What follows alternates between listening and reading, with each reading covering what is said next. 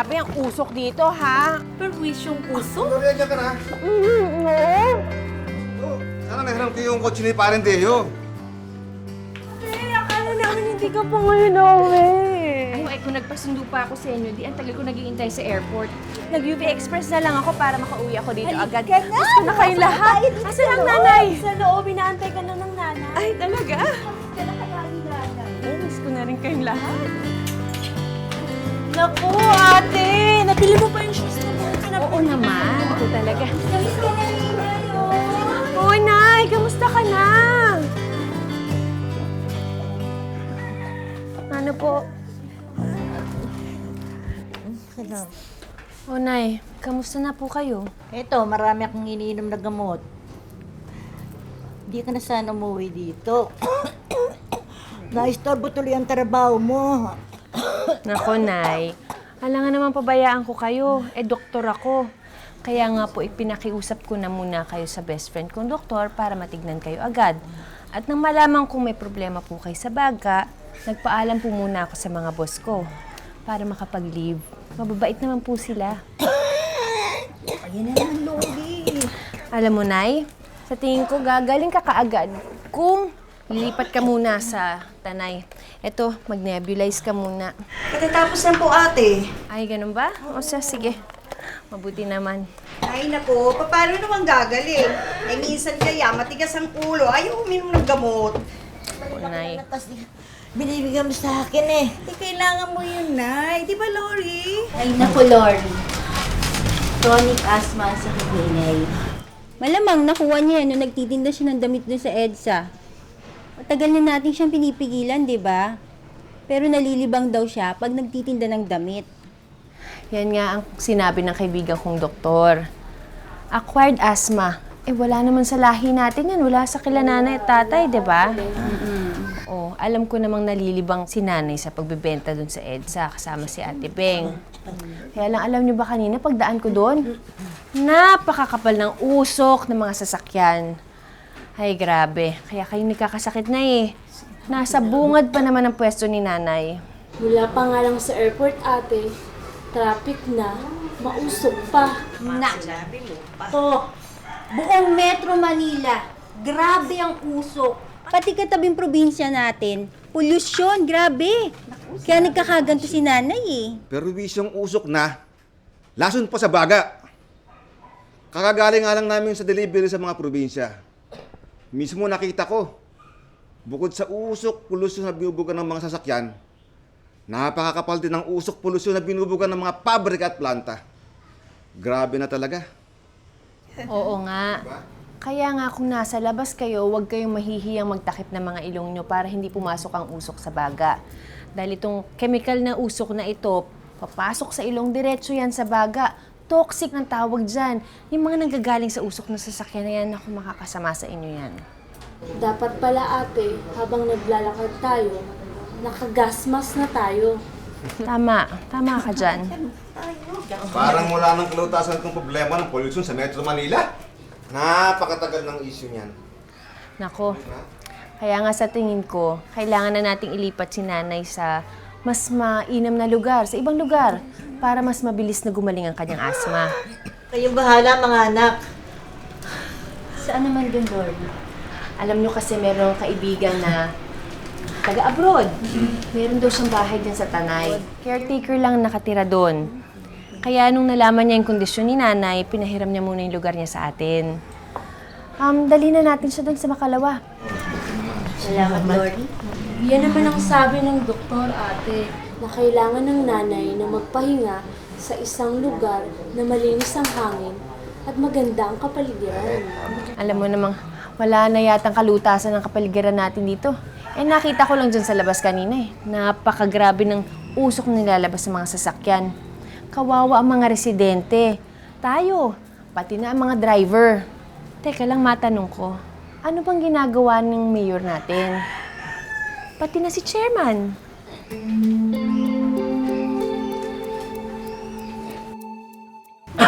Sorry po. Salamat po, Doktora. Kahit na nasa abroad na po kayo, ay nagmamalasakit pa rin kayo sa ating komunidad. Dito na po ako ipinanganak at lumaki, Chairman Dong. Nagsilbi na rin po ako sa barangay natin at sa iba-ibang lugar dito sa ating bansa. Natural pong narito pa rin ang puso ko. Ang nakasasama lang po ng loob ko ay makitang napupuno na po ang ating barangay ng usok-lason na nahihinga pa po nating lahat. Ang gusto ko lang po sanang mangyari ay magkaroon tayo ng ordinansa na ipagbawal ang iba't ibang klase ng sasakyan na mausok. Lahat tayo ay nakakalanghap ng usok-lasong ito. Marami tayong nagkakasakit dahil dito. Pati nga kayo, inuubo na eh. Chairman Dong, ayaw naman pong patanggal kasi ng mga taong pasaway dyan malapit sa palengke natin. Yung basurang tambak. Ang dami pong ipis, daga, langaw, at kung ano-ano pa. Kadiri yun ha, ew! Tama po si May, Chairman Dong. Nako, abot sa kabilang barangay yung baho ng tambak, Chairman. Nakakahiya tayo, nakakahiya. Chairman, kami pong mga kabataan apektado din po dyan sa tambak ng basura. Lalong-lalo na po yung usok-lason polusyon. Paano naman po kami? Paano pong susunod na henerasyon yan? Tama nga naman, Chairman. Hayaan niyo po, Doktora. Imumungkahi ko po sa konseho ng barangay ang sinabing ordinansa sa lalong madaling panahon. Makakaasa po kayo. Sa nabanggit pong tambakan ng basura, imumungkahi ko po ito sa konseho ng barangay. Tatalakayin po namin ito sa aming konseho. Sa totoo lang, Chairman, meron po tayong National Environmental Law which is pertaining to air pollution. Ito po ang tinatawag nating Clean Air Act. Maganda po ipatupad natin ito kasabay ng isang barangay ordinance. Maaari din po tayong humingi ng tulong kay Mayor para maging city ordinance ito. Magtulungan po tayo. Pagtutulungan. Ito ang akmang salita. Pagtutulungan ng lahat ng mga Pilipinong dapat lamang ay may malasakit sa bayang Pilipinas. Iisa lang ang Pilipinas. Iisa lang ang ating bansa. Sinong magmamalasakit sa bayan natin kundi tayo rin? Kailangan lang maintindihan ng mga Pilipino kung bakit dapat nating pangalagaan ang inang kalikasan at mahalin ang ating bayan. Kailangan huwag tayong mapagod sa pagpapaliwanag sa bawat isang Pilipino. Hindi dapat sumuko dahil kung walang kikibo, sinong kikibo? Kung walang kikilos, sinong kikilos? Kaya alisin na ang perwisyong usok. Ate, tulungan niyo po kaming ipaliwanag sa ating mga kaibigan, kapamilya at kamag-anak na alagaan natin ang ating kapaligiran, lalong-lalo na po yung lumalalang polusyon. Kung ating malaking tulong ang maibibigay mo sa amin, lalong-lalo na meron kang anak. Tama naman po yun eh, kasi para sa atin yun iwas sakit, lalo't may mga bata, may mga sanggol na sinisilang araw-araw.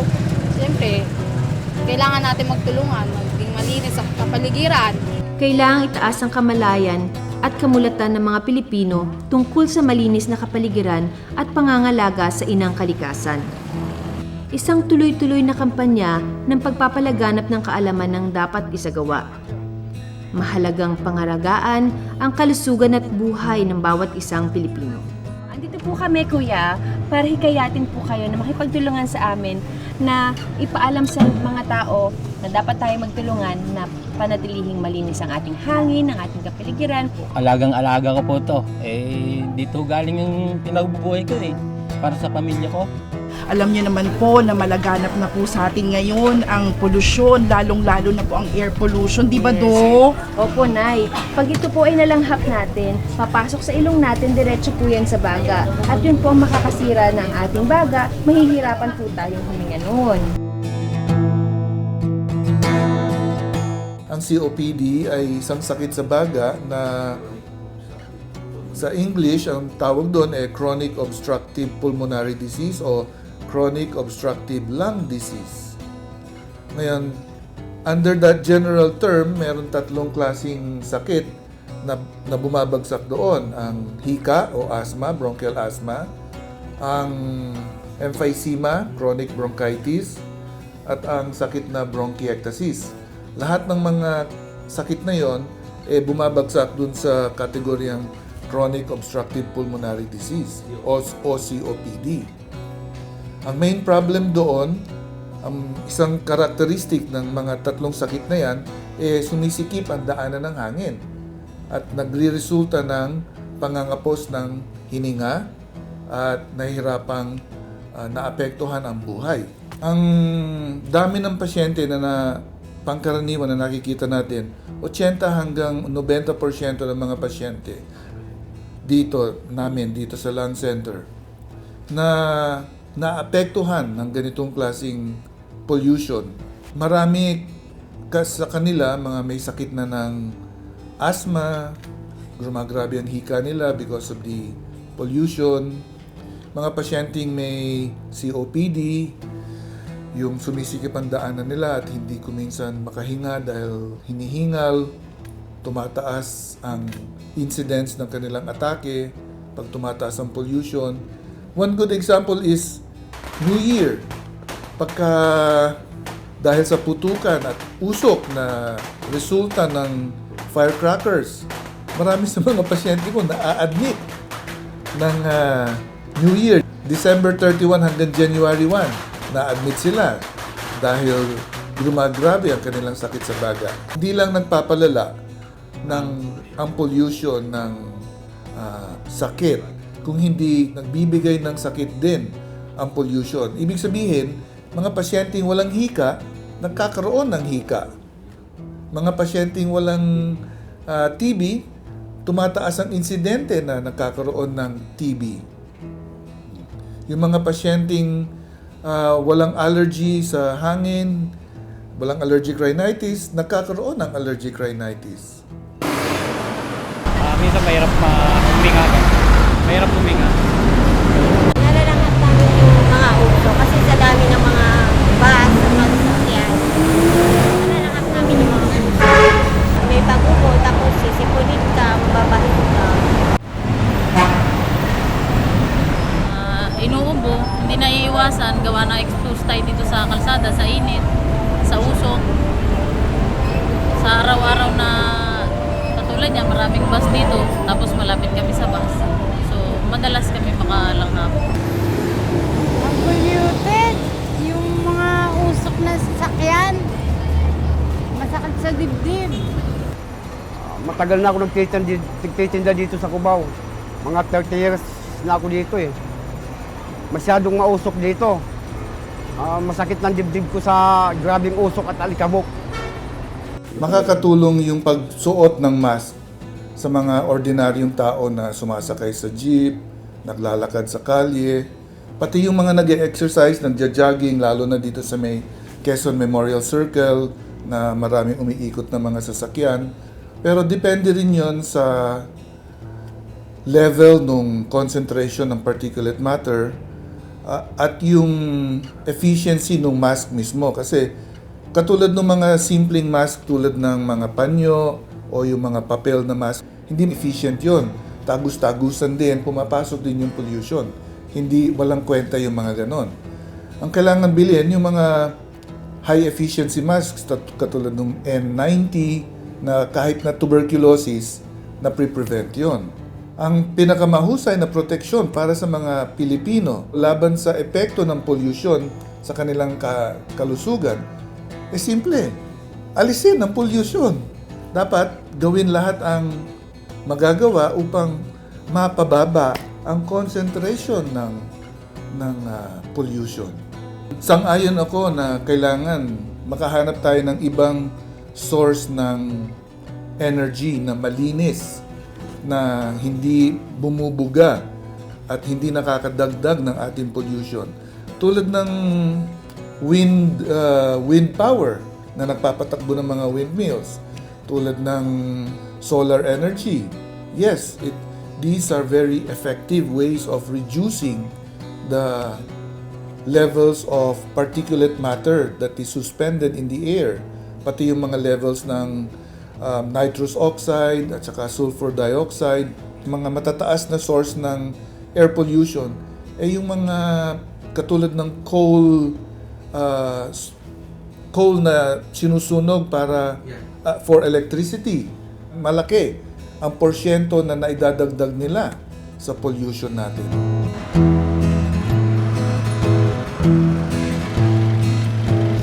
Sa lungsod man o lalawigan, polusyon ay nararamdaman. Usok lason pumapasok sa mga tahanan, dadaan sa buhok ng ilong niwan. Tuloy-tuloy sa baga niyang hingahan, kahirap huminga, kahirap huminga. Ubo, sipon, trangkaso, sakit ng ulo, sakit ng lalamunan, sakit ng katawan. Si neneng hinihika, si lola hinahapo, kawawang Pinoy sa maruming hangin nahihilo. Usok, usok, usok, usok, usok dito, usok doon, usok kahit saan, usok lason polusyon. Maruming hangin, maruming hangin, maruming hangin, polusyon. Ang pinakamahusay na proteksyon para sa mga Pilipino laban sa epekto ng pollution sa kanilang kalusugan ay simple. Alisin ang pollution. Usok, usok, usok, usok, usok dito, usok doon, usok kahit saan, usok lason polusyon. Maruming hangin, maruming hangin, maruming hangin,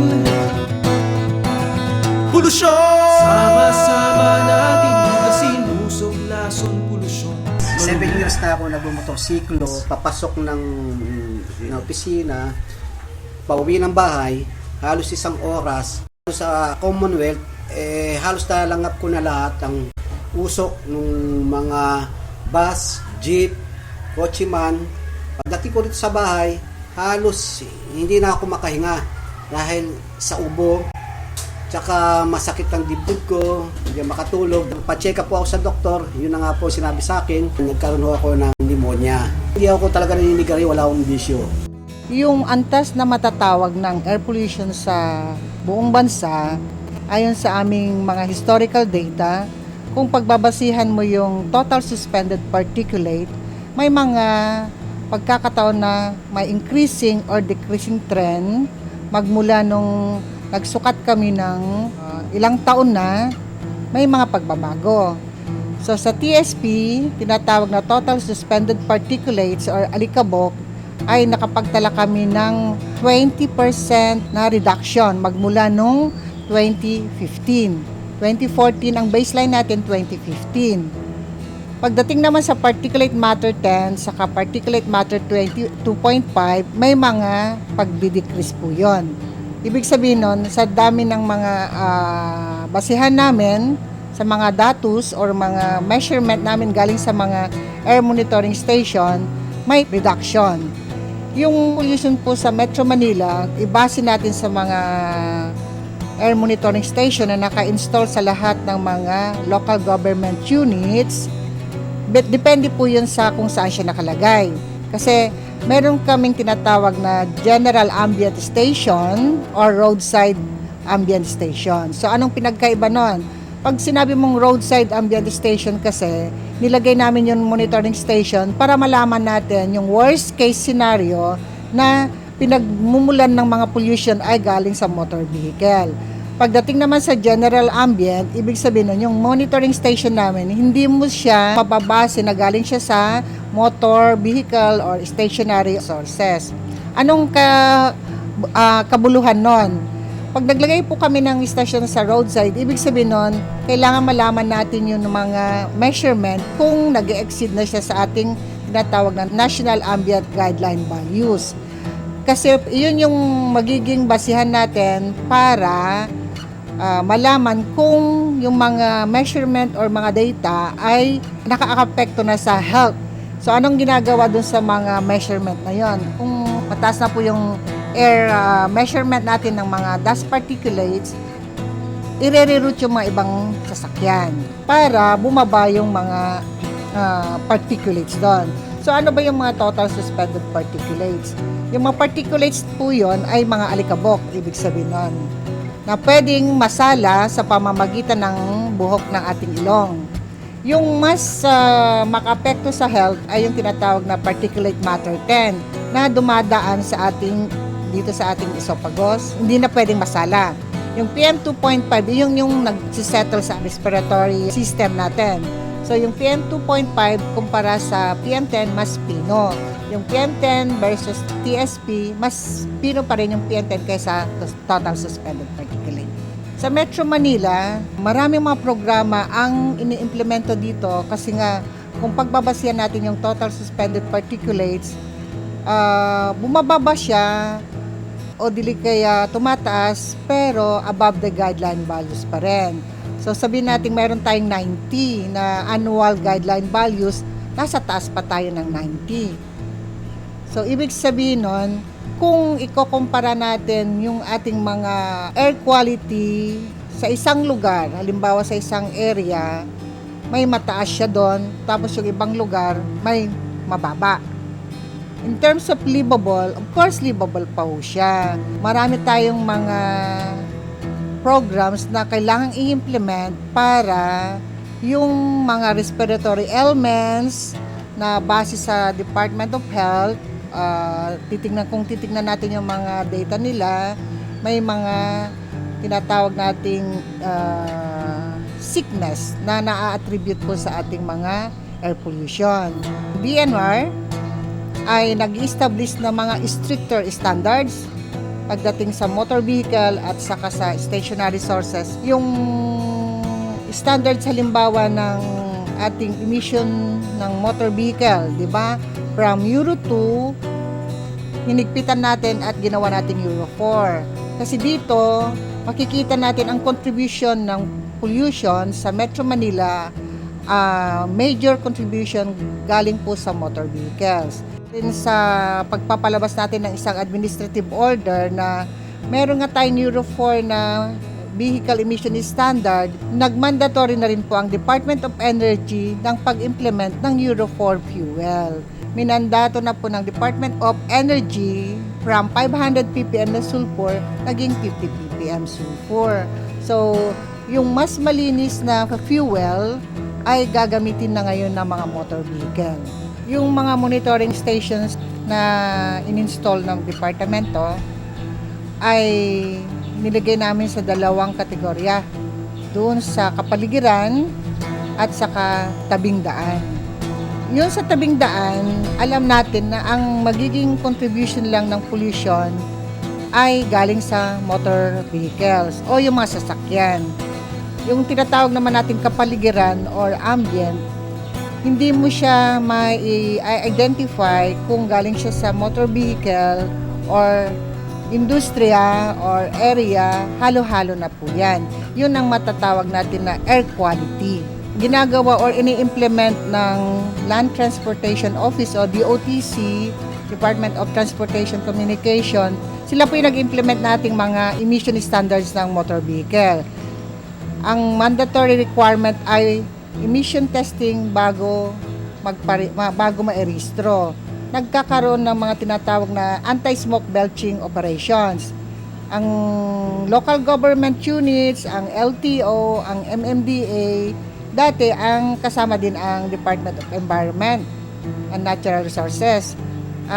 Ngayon po, ang ini-implement na namin para puspusan yung tinatawag nating Information Education Campaign, nagko-conduct ang DNR ng free garage testing. So, ini-encourage po namin, ini-engganyo namin yung mga operators, motorists, para mag-garage testing po kami doon sa kanilang mga terminal. Isa pa ho, kung alam nila kung paano mag-maintain sa mga sasakyan, malaking tulong po yun para mababa ang ating polusyon. Isang programa ang pinagtulungan ng DNR, DOTC at saka MMDA ay yung pag-apprehend ng mga smoke belching vehicles using yung tinatawag na non-contact apprehension. Yung non-contact apprehension, yun yung gagamitin natin yung operations ng mga CCTV, mga closed circuit TV ng mga MMDA along EDSA para mahuli natin yung mga smoke belchers na walang human intervention. So, pagka halimbawa mausok yung sasakyan, isasubmit natin, kukunin ng DNR sa MMD Operations Center yung plaka para isubmit sa LTO, and then yung LTO po ay papatawag po yung mga may-ari ng sasakyan para isubject po para sa emission testing. During sa testing na po, nung smoke belcher na yon, kung bumagsak po sila sa actual testing, doon po sila mape-penalize. Kailangang matapat na isulong ng malawakan sa buong bansa ang paggamit ng renewable source of energy o malinis na enerhiyang galing sa kalikasan na hindi nauubos, tulad ng hangin, tubig at araw. Naririyan ang hangin para sa windmill power. Kailangang aktibong isulong at itaguyod ito. Isulong at itaguyod ang solar power. Dumadami nang gumagamit ng enerhiya mula sa araw na isiringyaman ng Pilipinas at ibang bansa. Isulong at itaguyod ang hydropower source of energy gamit ang enerhiya mula sa tubig. Halimbawa ay tubig mula sa mga waterfalls ng kabundukan at malilinis na katubigan mula sa ating kalikasan. Ang paggamit ng malinis, hindi nauubos o renewable source of energy ang higit na makatutulong sa paglilinis ng hinihinga nating hangin. Tuloy-tuloy nating isulong at paularin ang Renewable Energy Act of 2008.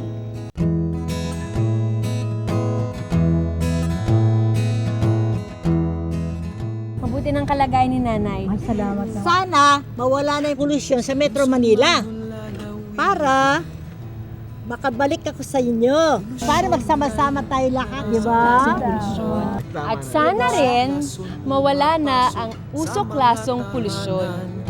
Dadaan sa buhok ng ilong niwan. Nasa kamay nating lahat ang pagliligtas ng ating malaking tahanan, ang mundo. Patuloy na umiinit ang temperatura ng mundo dahil sa patuloy na paggamit ng mga enerhiyang nagbubuga ng karbon sa atmosfera. Tinatawag ngayon itong global warming na nagdudulot ng climate change o pabago-bagong klima sa buong mundo kasama ang Pilipinas.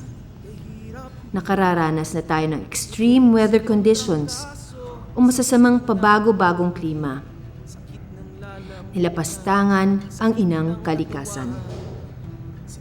Sinananta ngayon ang mundong nilikha ng dakilang Panginoon. Ngunit may pag-asa pa kung tayong lahat ay magkakaisang kumilos upang ibangon at ipagtanggol ang kalikasan. Iisa lang ang Pilipinas. Iisa lang ang mundo.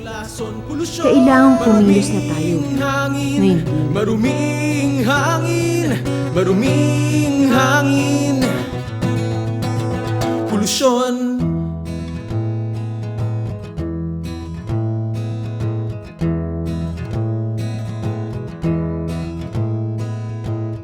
Kahit mga puno at dahon, nilulunod na ng polusyon. Natutuyo, nangunguluntoy. Kayaman naman natin sa tubig, araw at hangin. Iilawan mga tahanan, aandar mga sasakyan. Sama-sama natin lutasin, usok, lason, polusyon. Maruming hangin kailangang linisin. Ngayon din, nakataya ang kalusugan ng mamamayan. Unti-unting natitigog mga buhay natin. Iligtas ang tahanan, ang inang kalikasan. Usok, usok, usok, usok. Usok dito, usok doon. Usok kahit saan, usok, lason, polusyon. Maruming hangin, maruming hangin, maruming hangin. Usok, usok, usok, usok. Usok dito, usok doon. Usok kahit saan, usok, lason, polusyon. Maruming hangin, maruming hangin, maruming maruming hangin, polusyon.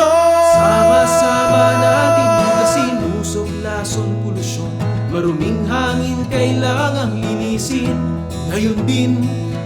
Sama-sama natin lutasin, usok, lason, polusyon. Maruming hangin kailangang linisin ngayon din. Sama-sama natin lutasin, usok, lason, polusyon. Maruming hangin kailangang